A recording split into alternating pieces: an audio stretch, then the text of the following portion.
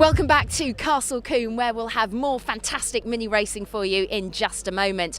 Now, the Mini Challenge is an incredibly social and interactive championship. You can see behind me you've got the hospitality tent. There's also the website, Facebook, Twitter, and now this season you can add to that the smartphone app.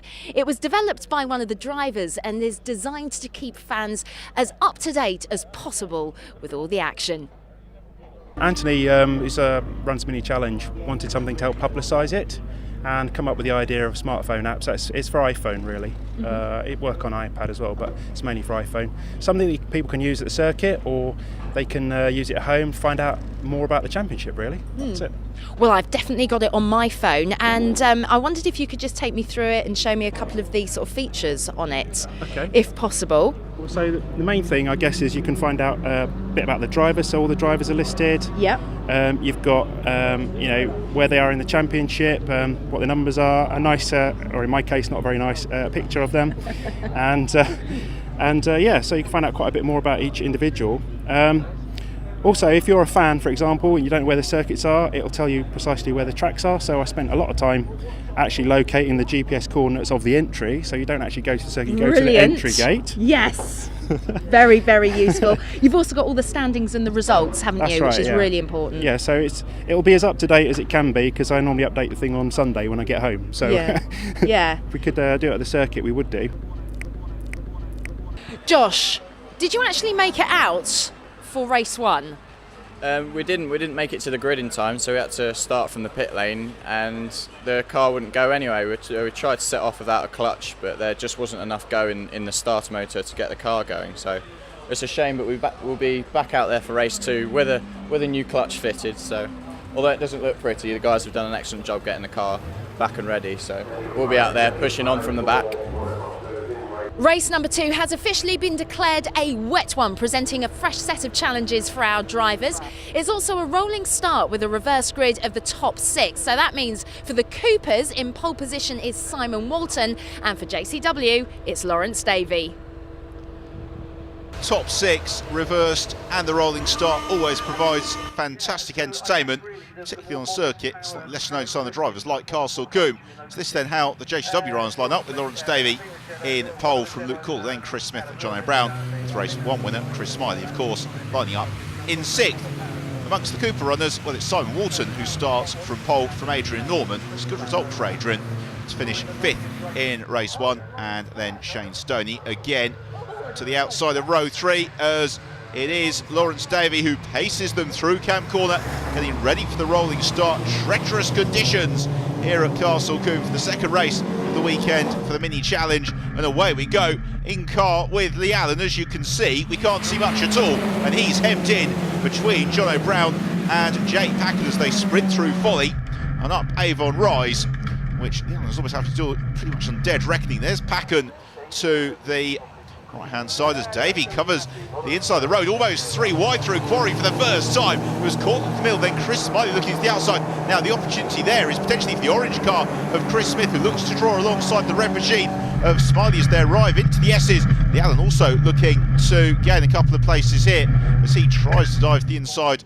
of John O'Brown. It's still there, Lawrence Davey who leads, Luke Cordell in 2nd, applying the pressure, and then Chris Smith in 3rd from Jake Packer and Chris Smiley. Lee Allen and John O'Brien, who was therefore demoted by Lee Allen, as out of Tower and on towards Bobby's. Still Lawrence Davey, the former Legends star, who leads the way from Luke Cordell, with Chris Smith just settling into his slipstream. In these early stages, you can see how much spray is being kicked up. And it's really weighing up the benefits of being in the slipstream versus actually being able to see the corner. As diving to the inside to Camp and almost making contact with Chris Smiley there was Lee Allen. Allen went for a gap that was rapidly disappearing, and Chris Smiley really not to get tapped into a spin, but Lee's too experienced to make sure he doesn't accidentally nudge another driver. So they're all safely through Camp, as there is Josh Gollin. The car has been fantastically repaired by the team, and it's great to see him out in this race. We've got a super scrap going on amongst the JCW runners. Head of the field is still John O'Brown and the Allen do battle. It's Brown in the black machine to the outside of the blue car of the Allen as they sprint towards, yes, as we go in car with Adrian Norman currently running 3rd in the coupe class. being led by the white car right in front of us, Ollie Walker from the red car, Shane Stoney, and Stoney looking for the move, and he's got the inside line there, and he should go through, and he does, takes the lead of the Cooper class, and that is very, very good news for Shane Stoney with an eye towards the championship. A double this weekend at Castle Combe, just 6 races remaining, will do his championship hopes the world of good, and Adrian Norman may lose out here to Hamish Brand as we go in kart with Chris Smith, in pursuit of Lawrence Davey. On the brakes into Tower Corner, and is Smith going to go for it? He sees a gap to the inside, he seesaws at the wheel, and Chris Smith, he's alongside Lawrence Davey as they sprint towards Bobby's, and it's the orange and black car of Chris Smith who takes the lead. Beautifully judged move that from Chris Smith, and he would have been very frustrated after race 1 not to finish on the rostrum, having been knocking on the door throughout the course of the race. This time around though, he's taken the lead, and he's going to set about pulling away as best he can in car with John O'Brown. Still in pursuit of the Allen, carries more speed through Cam Corner. The Allen gives him exactly a car's width at the edge of the road as John O'Brown looks to challenge around the outside at Folly and almost puts a wheel on the grass. In fact, he did, and keeps his foot in, still alongside the Allen over the brow into Quarry Corner. But it's Allen who's got the inside line in the blue car, and therefore no way through Quarry for John O'Brown, but maybe on the exit if Allen slithers out wide. That's going to be Brown's opening as they accelerate towards the S's. And now the black car of John O'Brown gains the position. His next target is Lawrence Davey or Chris Smiley. I say either or because they were side by side heading into Hammerdown as they then sprint on towards Tower Corner. Back to the Cooper class, and still the battle for lead continues. It's Ollie Walker who briefly, or is it going to be durably, wrestles it away from Shane Stoney. No, Stoney's got the inside line out of Quarry. Immediately draws clear, but look at that. Ricky Page in 3rd place in the red car, number 33. He's caught up to this leading scrap, and this is what Walker and Stoney are going to be mindful of, is not slowing themselves down by battling too intensely with each other as they accelerate on in really a 12-wheeler on towards Tower Corner as Jake Bracken and Chris Smiley do battle, as does John O'Brown, going for a very, very late move on Lawrence Davey, pitching the car sideways Quarry, and it means that Davey immediately able to repass. They're busy doing battle over 5th position at the moment, and again John O'Brown snaps it sideways through the S's. He certainly comes with the level of grip he's got available to him, John O'Brown. He just needs to make 1 or 2 of these passing manoeuvres stick and maybe get past Lawrence Davey fairly rapidly, as all the while Chris Smith continues to pull clear of Chris Smiley in 2nd position. In 3rd, keeping Smiley honest, is Luke Cordell, as Ollie Walker and Shane Stoney continue to fight for lead in the Cooper class, both of them out over the grass next to Cam. They're about to go a lap down to Lee Allen, where Ollie Walker find his way through. Jake Packen holds on in 4th position from John O'Brown, so Brown has dispatched Lawrence Davey. Now off the tail of Jake Packen, who's not going to be an easy man to overtake. Packen, an experienced tin-top racer, when he can, to keep John O'Brown at bay, as Josh Godin and Gideon Cresswell go side by side through Quarry Corner. Looking to join in there is Simon Walton. Walton runs out wide and moves across and makes contact with Gideon Cresswell, and around goes Simon Walton. An awful lot there that Gideon Cresswell could do. Walton just seemed to snap across his bows, gets turned into rotation. He rejoins with no harm done, as through camp for the final time heads Chris Smith. It's going to be a very fine victory in treacherous conditions in the mini challenge here at Castle Combe.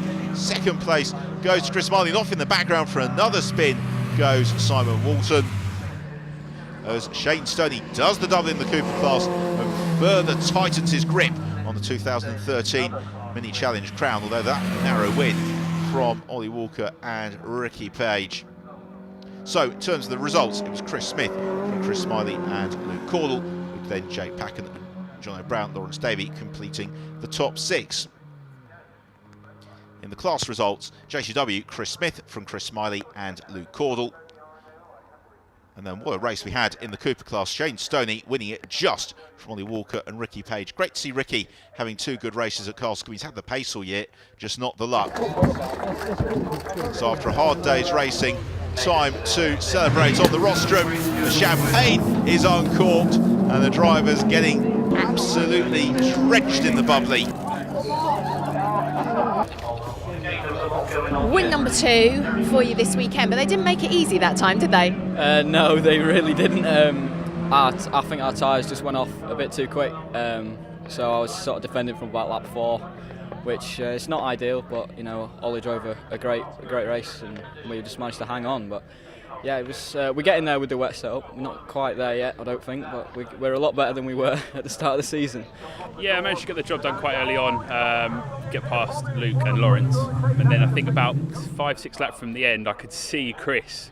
He just started appearing in some of the straights that he hadn't been before, so I was able to sort of find a bit more speed, keep it under control, not make any mistakes, and bring it home. So I was really happy. With 6 races remaining, this is how the championship looks, with Shane Stoney consolidating his lead. Josh Gollin drops from 3rd to 7th after his wretched weekend. Ricky Page climbs up to 10th, and Chris Smith heads the JCW runners in 3rd. Mini Challenge will be going international for the next rounds. You can join us in Zandvoort in the Netherlands. In the meantime, don't forget you can check us out online. There's the website, Facebook and Twitter. For now, from Castle Combe, it's goodbye.